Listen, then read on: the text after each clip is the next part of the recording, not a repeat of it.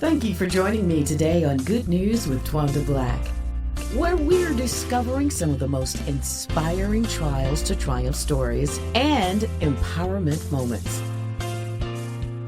Call up a friend and let them know it's time for some good news. Hello and welcome to Good News. I'm Twanda Black, your host. We talk to folks from all walks of life on this show, so I know you're going to sit back, relax, and enjoy my next guest.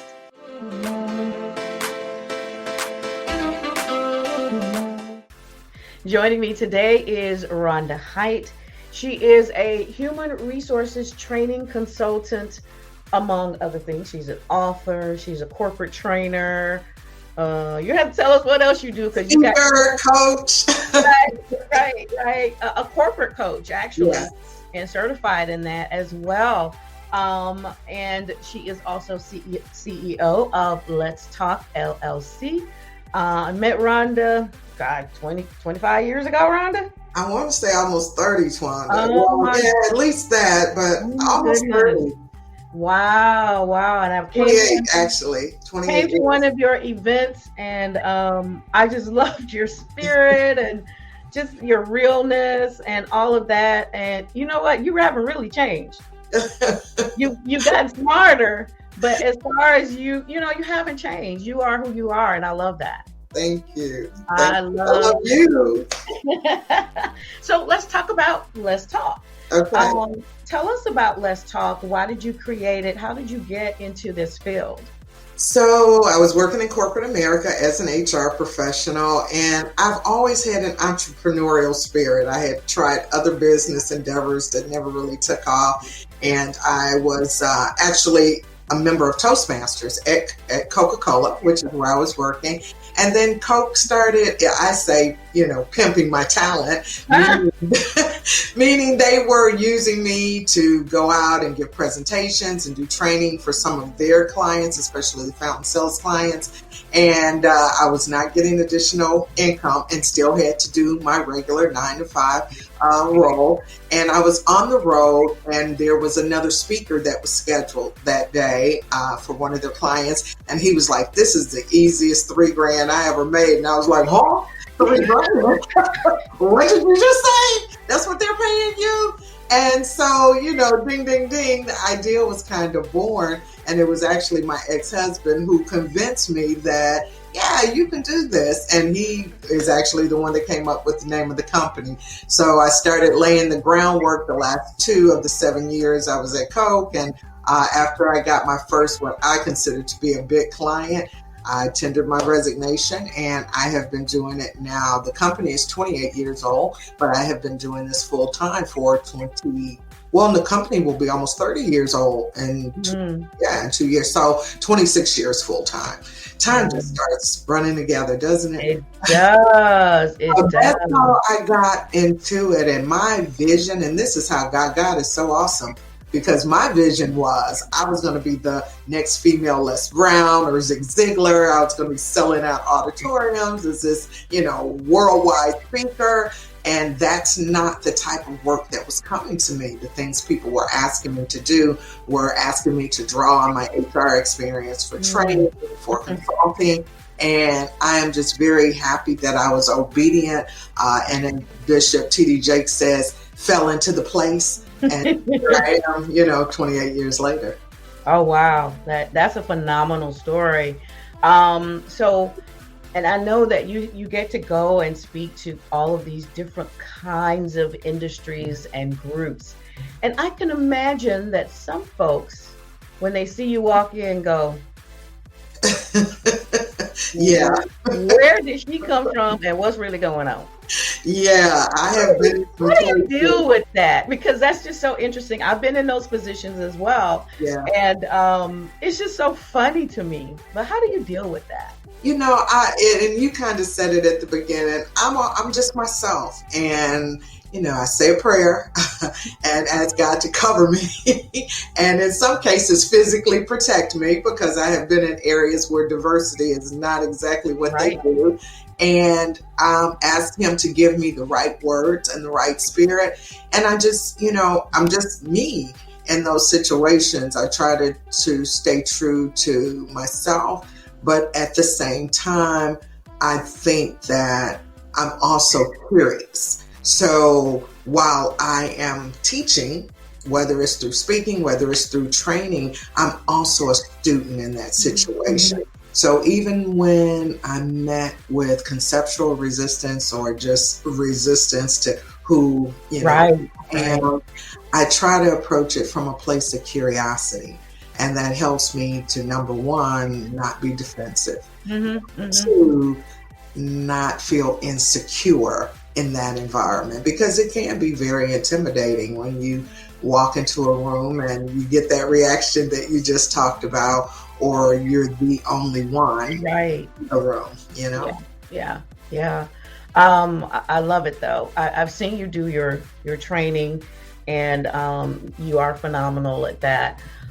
So I noticed that here lately, and this is a big thing with corporate America, is diversity, equity, and inclusion. And you're now into that spot and that space. Yeah. And so talk about that for a moment. Well needed, of course, but is it, and I took a course at Cornell just in this area. So is it really happening, or is it mouthpiece? So that's an interesting question, Twanda. I would say it's a little bit of both. I have some clients that I know truly have a vested interest in having diverse organizations and creating inclusive workplaces. I have many others that I know we're checking the box, that it's the right thing to do. They're doing it to protect the reputation of their brand, or because, there was some uprising like last year with the murder of George Floyd. The phone started ringing off the hook and everybody wanted to do something in that space. At that time, people were more open to having some of the really hard conversations, like around bias and microaggressions and white privilege. What I have noticed in the year since George Floyd's murder is now that's not so much the case. They still want to invest, for whatever their reasons, in DEI work, but they have requested a return to covering the topic in a way that is comfortable for the majority. Right. And that part is a little disappointing to me, because I really had hoped that after last year that it really would, the door for having these kind of conversations, because I think that's the only way there will be real growth and change in those areas, that door would stay open. But it is slowly closing, and let's go back to the very vanilla discussions of, hey, we value everybody and bring your authentic self to work. However, if your authentic self does not align with what the majority feel is acceptable, then people are still, facing issues in the workplace around diversity, seeking equity. And that's a big one. People often mistake equality for equity. They are two different things. Totally. And that whole inclusive environment is a little bit more cherry picked than, in my personal opinion, it should be. So I think it's a combination of both. There are some that are genuinely trying to make strides in those areas, and others are doing it because it looks good on their website and they don't want to see the price of their stock drop. Before I left corporate America, I was on the DEI team and watched as we, brought in people, and you were right. It was that just do enough, just here. We don't want to talk about the serious stuff because we don't want to offend anybody. No. And but I think one of the big issues as well during that time was that we had 4 generations of people working in one place, and everybody was different. Yeah. And so the traditionalists did not understand what was happening with the and I call them the babies, but the youngest ones who were 19, 20, 21, because I worked in a media company. So we had young and we had the traditionalists. So our biggest issues were having that 4 generations of people trying to work together and make it work when nobody understood anybody. Absolutely. And that's still one of the bigger areas of diversity around generational differences. As you said, these 4 groups, and even in that last group, you got some subsets. You got millennials, you got Gen Zs, right? And there's differences even within those groups. So that is one of the challenges that a lot of organizations or people that manage multi-generational groups are having. And to me, it seems so simple is to figure out how to leverage what they each bring, because each group brings something. And I think that is one of the biases, a lot of conversation around unconscious bias. I think that is a very conscious bias, and I think it is one that people justify and it is applied, whether it is to say, well, this person, the traditionalist, they're not as valuable anymore, they're not going to be good with technology, or change those stereotypes, or even with the millennials and Gen Z, they're not as committed, they're not going to work as hard. There's no statement that you can make about any group that applies to every person that's a member of that group. But unfortunately, I'm seeing leaders who use those generalizations in making business decisions that affect people's lives and careers. And that, I think, is unfortunate. It is. That is such a vast and deep area, DE&I, and it's getting deeper, actually, where folks are going lighter instead of going deeper. So you got your work cut out for you. Definitely. But I love what I do, so, and I love that I get to pick what I do, because there are some clients that I've turned down, some of those check the box folks, or because I've seen that the culture and their organization does not align with my personal values. So it feels really good to be able to say no, even though sometimes I might need that money.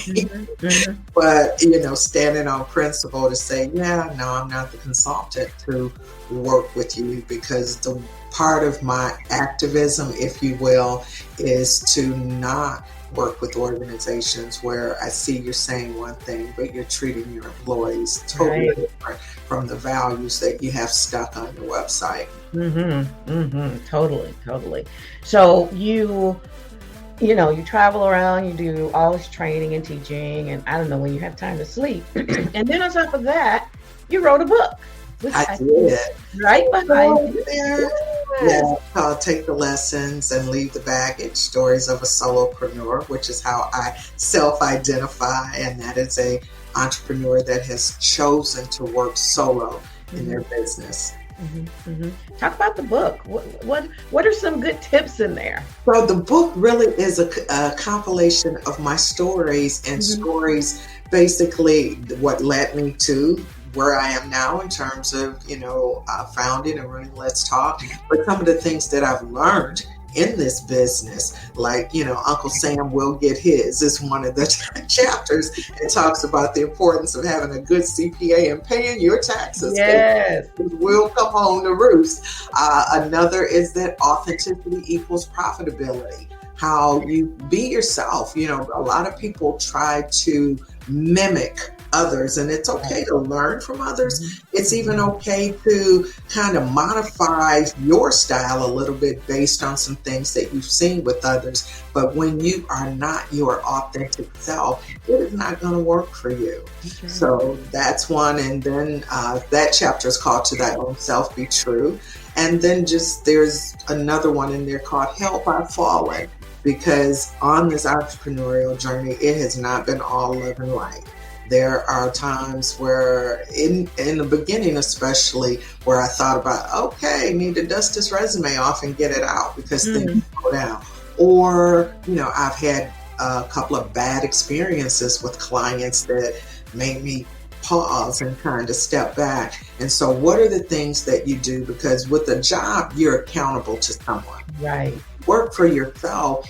if you decide I'm not going to work today, if you don't have meetings and such, or I'm not going to do the things that are necessary to keep my business in forward motion, who's going to push you to do that? So you have to have some type of get up and go, or find the things that help you to get up off the floor when you have fallen, because you will fall. It's not a question of if, it's a question of when, and you will fall multiple times. True. You got to be able to get back up. And what are some of the things that feed your spirit?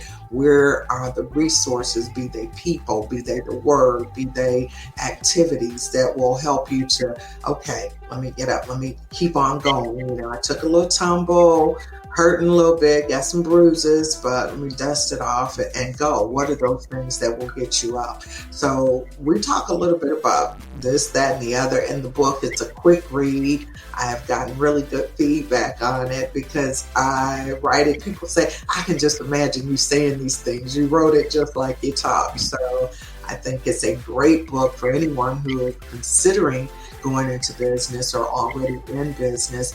And I think even those that are corporately attached, there are lessons, some of the lessons that I've learned that are going to be helpful to them in their career as well. What, as a solopreneur, and what kind of people do you tend to have around you that are in your circle? You're gonna tell me. What kind of people do you have? People like you. People that are positive. People that are connected to their higher power. Because I don't trust anybody that does not have a connection to God. And that's probably a broad statement, but individuals that are positive, individuals that are supportive, individuals that I can learn from. I am never the smartest person in my group. Right. I'm probably the least smart because I want to learn from the people that I'm around and gain different perspectives. Those are the type of people, the naysayers, the haters, those with bad energy, and that includes those that are related by blood. That's what I was going to ask you about family. Yeah. Yeah, you have to protect your peace. And you and I, because we've talked about this, it's been a journey for me to even get to this place where I'm not just talking about it, but I'm being about it, because my natural nature is as a giver. And one of the things I've learned is, as a giver, you really have to have boundaries, because takers don't have any. That's right. And you have to protect yourself. It is not okay to set yourself on fire to keep other people warm. It's not selfish to take care of yourself and to be dogmatic about protecting your peace. And whatever that looks like for each person, it's different. But whatever that is, I say that that's important, because one of the lessons that I've learned is that you can't do anything without peace of mind. If you are not at peace, everything you touch will turn to stone. Oh my gosh, it's so true. It's so true. And it seems like, when you're in chaos within yourself, then everything's in chaos. So you really need to work on that piece. That's the most important thing in life, I think. It is. Yeah. Yes. Don't feel bad about it. Sometimes we feel bad, especially if it's a family member or even friends, because friendships change. That's a lesson that I've learned. Me Someone too. you thought would be in your life forever, maybe not. They no longer deserve a front row seat in your life. You might have to put them in the back of the auditorium, or even ask them to leave. If the energy in your life is toxic or is not serving you well, and it's okay to do that. It doesn't make you a bad person, doesn't make them a bad person. It just means that their time in your story is done. It's over. That's right. Such good points. So tell everybody, first of all, how they can reach out to you for your services if they need you, and for the book as well. Yeah, well, the book is available on my website, which is where you would also reach out. There is an info and a contact tab at the website, which is www.letstalkllc.com. So that's LETSTALKLLC.com. If they'd like to call me, because I don't mind chatting, that number is 404-212-0239. All right. Just a wonderful conversation always, because you know you can talk, girl. Can I tell them follow me on social media? So you can follow me on Facebook at Let's Talk LLC, or on LinkedIn, also Let's Talk LLC, or Rhonda Hight, and on Instagram at Let's Talk LLC 25. All right. All right. All right. Well, look, we'll look forward to seeing more and hearing more from you. Is there another book in the works? Yeah, I actually am kind of, sort of. The ideal is here. It has not made it to my laptop yet, but there is an idea that I'm working on. But one of the things I'm thinking about doing is a podcast. So that's an ideal. I'm doing a little research on what it takes to do a podcast, and I'm also kind of waiting on some divine intervention to tell me what that podcast should be about. Yeah. I know that's something that down the road I'd like to do. I am speaking to any women out there looking for empowerment on various topics. I will be a panelist at Empower Her Summit, International Women's Summit. It's been sponsored by the Chamber of Commerce, Jamaica Chamber of Commerce, Atlanta. You can go to their website for information. It's a free virtual summit. Hope to see some of y'all there. All right. All right. Love you. Love what you're doing. And life is great. It's what you make it. Rhonda Hight, CEO of Let's Talk LLC. Thank you for joining us today. Thank you, Twanda. It's wonderful seeing you and talking to you. All right, now, wonderful conversation with Rhonda Hight. You can connect with me if you want to email me at Twanda Black at thepgnetwork.org, or goodnews@thepgnetwork.org. You can watch the show via PGN TV on all digital streaming apps, or visit pgntv.org. Hey, we'll see you next time with some good news. All right. God bless.